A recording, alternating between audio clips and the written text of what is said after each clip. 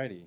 Before I get into the talk today, can we give a round of applause? We have two people who want to be baptized this coming May. Can we give God a celebration for that? With that being said, we originally had an informational meeting planned for May 5th, but we're going to be doing something else after that service on that Sunday. It's going to be a special thing, and so I'm going to announce that. We're going to talk about that a little bit more after my message here, but we're going to move our informational meeting to Zoom and talk about all things baptism on Zoom. So what you need to do after this is register for more information. There's going to be a QR code during the announcements time. You could just click that and let me know that you want to be baptized. It's going to be an awesome special day, and we're just excited to be a part of that with you. All right, so we are continuing our series on life after death. And today's going to be more of a, I guess, part two to last week's message.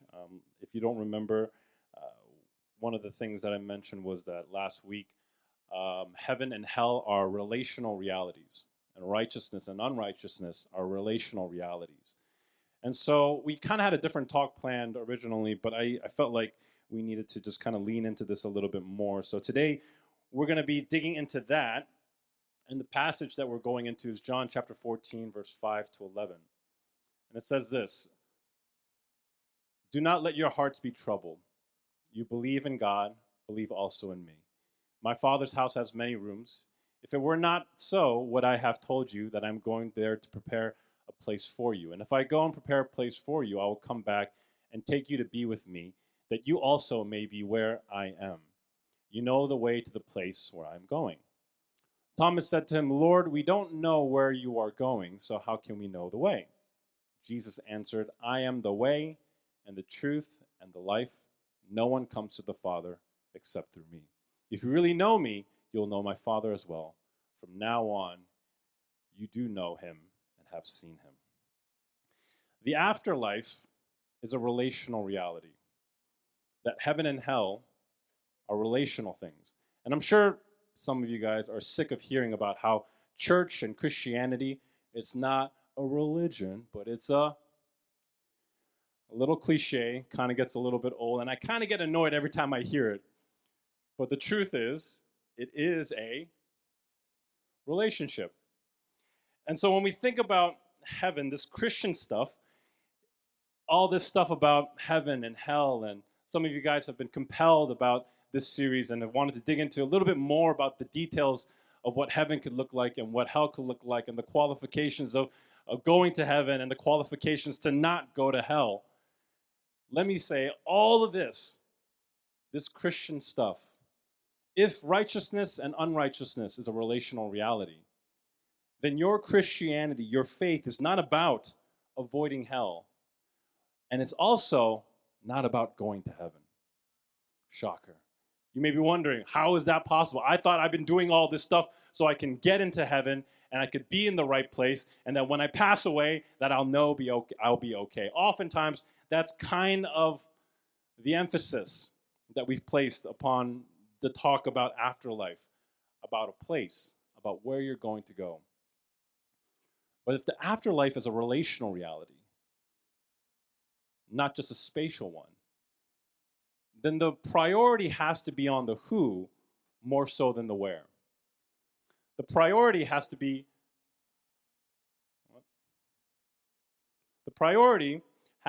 the who over the where. And like I said, if Jesus is not the primary relationship in your life, then when you get to heaven and you see Jesus getting all the glory, all the worship, all the honor, you're going to be like that one frustrated kid who gets jealous of the other kid whose birthday it is that they're celebrating. Why? Heaven is a relational reality. And so when we think about this, I kind of had to do a little deep dive into just understanding, all right, why is it that relationships seem to be the priority in life? Why is it that we place who over where? And why is there this deep biblical emphasis about the who over the where? I realized that when it comes to relationships, they have to take priority in our life, just objectively speaking, because your relationships, the people around you, the other, has the ability to satisfy and fulfill your heart and soul in a way a place never could. I don't have a deep connection with my space. I can control my space. I can use my space. I can manipulate my space, but my space, my place in life can actually never love me back. My house can never touch me and hold me. My place doesn't have the ability to satisfy my deepest human desires and longings. Place never has the ability to do that. So the reason why we have to have a priority of the who over the where is because in our deep design, we are designed for the who over the where. We've been made that way. We've been created that way. And if you lived life long enough, you know it's not just about where you're going, but also who you're going there with. I can't have a deep relationship with my house. And as much as you love it, and some of you guys may be thinking, no, I'm an introvert. I love where I live. I love my, no. Your room, your house, your bed, your most comfortable bed cannot love you back the way a person, a being can. And so if you think about that, just objectively speaking, we were wired for relationship. We were made for it. Because a thing, a place, a what can never love us back the way that a person can. In the depth of our humanity and our soul. However, what we've done is we've placed the where over the who. We've had a deep, serious, what's the word? Flipping around, turntables turning, right? We've turned the tables on ourselves, and we've oftentimes have placed the where seriously over the who. We've placed we've placed space over persons, intangible and in intangible ways. Our stuff, our homes, our food even, intangible ways. Your place and your station in life, your careers, your vocation, even certain emotional states can be a place. And what we've done is we've had an overemphasis of the where. And have mitigated. Thanks, Josh. My tongue is tired today. We have mitigated the who in our lives. And so, if you think about it, we have it all backwards. If we were wired for this, and this is not just an exclusively Christian thing, if we were wired for this, then why is it that so many of us live like this? So many of us live with a place in mind, with a station in mind. I'm sure right now, as you are sitting, you are thinking to yourself, I have a certain place that I want to be in life. I have a certain person that I want to be with in that place in life. I want to be at a certain place in life, and we've overemphasized the where and have underemphasized the who, even though our being and our making is this. We've done the same exact thing with the afterlife. When we think about the life after death, we've had this overemphasis of the where rather than the who. We're talking about Jesus' house, but not actually talking about him. We're dreaming of Jesus' home, but not actually dreaming about what it's going to be like with him. Heaven is just a place where Jesus belongs and where Jesus is. That's it. But yet, we're constantly thinking about the where, the place over the who. We're talking about the place over the person. This is what I would like to call the subhuman trap. This is the subhuman trap. And I've noticed this. If the devil can do anything in your life, if he could trap you with any lie, it'll be this. All he needs to do is make you obsessed with the where you're going, your place in life, your station in life. And it doesn't even have to be you being satisfied either. Oftentimes we have this false assumption that we think, okay, the devil just wants me to be dissatisfied with my life, or my place in life, and God wants me to be satisfied in my place in life. So how can I get to a place where I'm satisfied in my place in life? That's the kind of mentality that we have. But no, the devil, he doesn't care. He can allow you to be satisfied. If anything, sometimes that's his strategy. He just wants you to be so satisfied with where you're at that nothing changes, that you never need to go to him, that you never need to pray to him. All he cares about is you just being obsessed with your station in life, where you are, what you're doing. He doesn't care so much about if you're satisfied or not. He can allow you to be satisfied or dissatisfied, fulfilled or unfulfilled. He doesn't care. All he wants you to do is just think about where. That's it. Thank you, Mai. Someone's listening, right? Thank you. All he cares about is that you live in this orientation. The where over the who. Your place over the person. Your station in life over who you're going to spend eternity with. That's all the devil wants you to do. That's all he wants you to care about. This is the subhuman way of living. And what do I mean by subhuman? That means less than your humanity deserves. You living in a way that is under and below how God has designed you and made you. This is not just about identity. This is about a way of life that God calls us into that actually taps into the depth and the beauty of our humanity.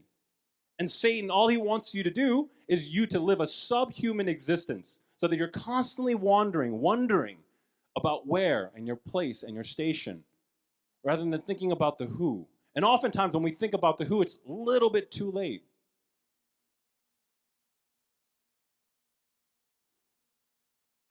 This is how the devil wants us to live. This is his trap. And even Thomas, if you read the passage, he fell for this trap. What does he say? What does he ask? He says, Lord, we do not know where. That's the question. We do not know where. And oftentimes, if you think about just that statement, that's kind of the heartbeat of much of our prayer life, right? God, we do not know where our next blessing is going to come from. I do not know where you are leading me. I do not know where you're taking me in all this. God, where? And we are praying subhuman prayers. That's why I think sometimes God doesn't answer it. Because we're praying prayers below the beauty of our humanity. And God's like, why would I answer that? That's a subhuman prayer, sourced out of a demonic realm. I have no interest in that. God, his plan is not for us to live subhuman lives. He wants us to live like this because this is how we were made. This is how we were designed. A place can never love you back the way a person can. Even so much so that God, in his love and divinity, came down in the form of a man to become nothing so that we could have everything. That's how much God loved us in our own. That's how much he met us where we're at, in our own orientation, that he became a human to love on us, to touch us, to hold us, to speak to us, to become face to face with us. We all fall for this trap, this subhuman trap. We all fall into this lie. And if you're still thinking in your mind, like there's a place that I need to be in my life. There's a certain financial status that I need to be into my life to get to everything that I want to get to. You are still living under the spell of that subhuman trap. We all fall into it. We've become obsessed with where we are. And like I said, the devil doesn't care about whether you are dissatisfied or satisfied with your station in life. All he cares is that you only care about where you are in life. That's all he cares about. And he will elevate you and demote you according to how well you can care about your station in life. Paul, he gives us an example of true human living. Paul, what does he say in Philippians chapter 1, verse 23? He says, I am torn between the two. I desire to depart and be with Christ, which is better by far, but it is necessary for that. But it is more necessary for you that I remain in the body. What's Paul saying? Paul's saying, I live with this orientation. So for me, I'd rather be with Jesus. I'd rather be with Christ. And he's not saying this because he's resigned in life or he's given up on life. He's not saying this because he's spiritually burned out. He's saying this objectively and theologically speaking. I know my orientation. I know that I'm built for who over the where. So I'd rather be with Jesus right now. But since you're such bumbling fools, it's better for me to be here so that I can just at least help you make it these next couple years. Paul, he's literally living in this orientation of the who over the where. It never talks about his retirement plan. He never talks about the cars he drives. He never talks about him being at a certain financial status. He never talks about his kids being raised up, doing well, gone off to good colleges and gotten good jobs. No, he never talks about that. What does he talk about? To be with Christ. To be with Christ. He's living out of the trueness and the beauty of his humanity. This is the fullness of human existence. Paul is literally saying, I don't really care where I am. If anything, I don't even want to be here because I don't care about the where. I care about the who. And I want to be with my Christ. I want to be with the one that I was made to be with. And then he goes on. I know what it is to be in need, and I know what it is to have plenty. I've learned the secret of being content in any and every situation, whether well-fed or hungry, whether living in plenty or in want. I can do all this through him who gives me strength. And I know a bunch of dumb football players have used this passage and completely distorted it to say, this passage means I can do anything that I want to do. No. What is this passage saying? Paul's saying, it doesn't matter where I am in life. I can have plenty and I can have nothing. I could be hungry and I could be well fed. I can be in lack and want, or I could be in riches. I can do all things through what? Through him. Through him. He's understood the beauty of his humanity. And the beauty of his humanity being that I was oriented and made to live like this, to exist like this. And I found the who. I found the one. So it doesn't matter actually where I'm at in life, my station. It doesn't matter if I have a lot or little. It doesn't matter if I'm hungry or well-fed. It doesn't matter if I'm poor or rich. It doesn't matter. Why? Because I have my who. Sounds a little Dr. Seussish, but I have my who. But yet we live so hard like this. And we try so hard like this. And this is kind of our internal gospel. This is our internal message. This is the good news for us that we've fallen into, that we tell ourselves, as long as I can get to a certain place in life, I'll be fine. I'll be okay. I'll have made it. I had a friend one time. He, actually, no, he wasn't a friend. I just knew this guy. And he just shared with me honestly. He just said, you know what, Dave? I should have married my last girlfriend. He's like, I was so focused on buying this house, paying off my cars and my student loans that I just completely missed the boat.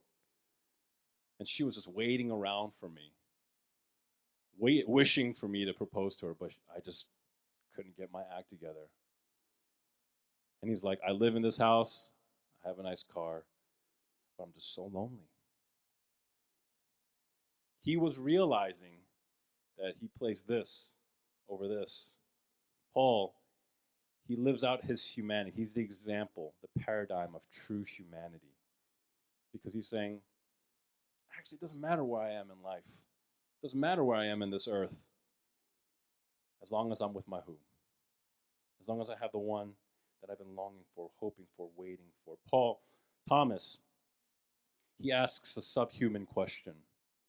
He asks Jesus, where is the way? Where is the way to the life that I've been longing for, hoping for? Well, how does Jesus respond? He responds with, I am the way. Look at that blue circle. I drew that myself. I know, wow. Basically an artist. How does he respond? Thomas asks a question that was built on space, a spatial question. But Jesus, he responds with a relational response. Thomas is literally looking for a place saying, okay, where? Where? But Jesus responds and says, I am the way, the truth, and the life. I am the way. He responds to a spatial question with a relational answer because Jesus himself knows and understands this paradigm, this understanding that it's about the who over the where. And when his people and his disciples are looking for the where, he responds with a who, with a person, with himself. And he says, I am the way. Other religious constructs and frameworks, what they will say is they'll say something along the lines of, this is the way. And there will be some leaders within that religious system that will say, let me show you the way. Just perpetuating these subhuman lies, telling us over and over again, hey, this is the way. This is the path. This is the answer. This is where you need to be. But Jesus, he doesn't respond with a space or a place. He responds with a person, himself. That's his answer. And he says, I. You're looking for the where? Let me show you the who. I am the way. He doesn't say, let me show you the way. He doesn't even say, let me take you there. He says, I am it. I'm the one. I'm the way.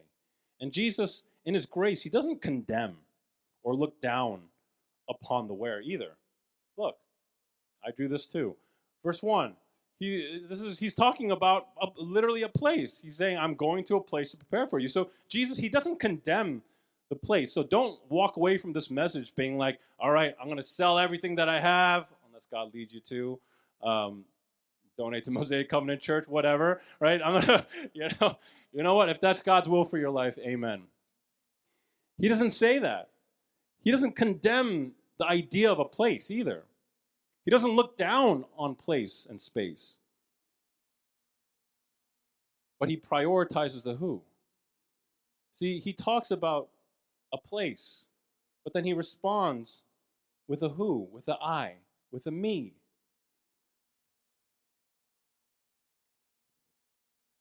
The place that we're all trying to get to, the station that we're all trying to be in life, Jesus says, I honor that. I love that you're looking for a place. But let me tell you, I am the way. I am the one. The life you've been longing for, the life you've been waiting for. You're not going to find it just on another path or another way or another truth. You're going to find it in me and me alone. I am the way. I am the one. And so Jesus' claim is bold. He's either right or he's wrong. And nothing else, and if you think about it, nothing else in your world and in your life ever claims to make such a bold claim. Right? My phone, as much as I like it, it'll never claim to be the way, the truth, and the life. Even though we use it for Google Maps and everything. Jesus, his bold claim that the place that you've been longing for, the place that you've been trying to get to, the where that you've been eager for, I am the only way to that place. It's me. And so if you look here, no one can come to the Father except through me. Jesus responds to a human need with a human God, responding in a human way. And he responds with himself. You see, accepting Jesus in your life, I think we've made it into a very religious kind of thing. We've made it like just like a one-time decision, and it can be in many instances. Um, and I'm not against that idea, but I think it's so much deeper than that. I think it's many times it's possible that we can make a decision for Jesus, to follow Jesus, but yet we've still been oriented with the where over the who. When Jesus is calling us to have a deep emphasis of the who over the where, that your life orientation has to completely change. It's so much deeper than just you making a decision to be a good person. No, that's the shallow, moralistic construct that we live in society. No, that's not what this is about. It's not about you just making a decision to be a better person and do better to yourself. No, it's completely changing and flipping around the orientation of how you live. Because the devil, what he wants you to do is live a subhuman existence. All he wants you to do is just think about the where. But when Jesus comes into your life, accepting Jesus means that you are tapping into the trueness of your humanity, how you've been built and how you've been made. He's giving you an open door to the beauty of who you are. And he's completely changing your orientation from a where to who. That is, you've been so focused and thinking about your place that now you have to actually prioritize the who. And we've kind of feel like we've done some of that stuff because we oftentimes have said, I prioritize my family. Family first, family first. You know what shocked me one time? I went into marital counseling with my wife. We were not in a good place. It was like the first year of our marriage. And I remember sitting down with this pastor, and we were just in shambles. And we sat down with him, and he could have been a little bit nicer, but we looked at him and said, Dr. So-and-so, we've been trying. We've been trying to put family first. We've been trying to put family first. And he stopped us. He's like, Dave, let me stop you. Because you're a pastor, let me tell you, it's never family first. It's God only. It's God, it's Jesus, it's Him. And everything else just lives downstream from your relationship with Jesus. You see, this idea of accepting Jesus has just become us accepting a certain idea, a new idea in our life that can make our lives better. That's kind of what we think accepting Jesus or becoming a Christian means, that you just have adopted a certain set of ideals and principles and ideas so that we could just become better people and feel better about ourselves and that we can feel good. But that's not it at all. It's a complete reorienting of who you are, to go from subhuman to an actual human, to live no longer in the lie and the trap of the enemy, but to live in the truth of how Jesus and how God has made you and designed you. And it's possible that as Christians, we've adopted this subhuman way of thinking, that we haven't still shaken off this orientation of the where over the who. And so all you see is just a bunch of Christians that look like non-Christians. But when it comes to being a follower of Jesus, the reason why we follow Jesus is not because we're just trying to be a good person and live with a certain set of principles and ideas that'll make our lives better. But we're following Jesus because we found our humanity. We found how we were made. That we were made for the who. For a person, not just a place. That when you follow Jesus, you're tapping into the beauty of your essence and how you've been made and how you've been designed. And here we are, listening to social media gurus and Insta people, whatever. Right? Insta people, to get some good ideas that will add to our life and our existence and hopefully may get you to the place that you've been looking for. But God is looking at us saying, I'm not trying to do that at all. My goal is not for you just to adopt another set of ideas. My goal is for you to become the human being that I've made you to be. To tap into the beauty of your humanity, the essence of who you are. And to realize that you are made for a who, not for a where. We've fallen under the spell of this subhuman living. And we've seen people all over social media. We've seen people live down the street who've succeeded at subhuman living. And they look like they're doing great. And it looks awesome. They may have a bigger thing, a bigger house, a bigger car. You may think to yourself, oh, okay, I got to figure out that way. But all they've done is just mastered the rat race of subhuman living.